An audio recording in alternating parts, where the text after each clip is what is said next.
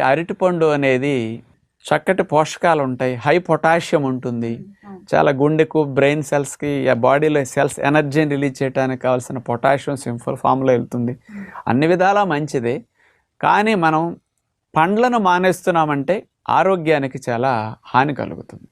అందుకని మనం బరువు పెరుగుతున్నామంటే దాన్ని పెరగకుండా తినే టెక్నిక్ తెలుసుకోవాలి. కానీ పండును మానేసామంటే శరీరానికి చాలా హాని అన్నమాట. ఇప్పుడు అది ఎట్లా నష్టం అంటే, అన్ని పండ్లు కాస్ట్లీ, సామాన్యులు కూడా కొనుక్కోలేరు, డబ్బులున్న వాళ్ళు కొనుక్కోవచ్చు. కానీ ఆ మాట విని పాపం పేదవారు కూడా అమ్మ అరటిపళ్ళు తింటే ఎలా అవుతా అని వీళ్ళు కూడా మానేస్తున్నారు. అంచేత అందులో ఎందుకు వద్దంటారంటే, అరటిపళ్ళు చాలామంది ఎక్కువ శక్తి ఉన్న పండు అరటిపండు.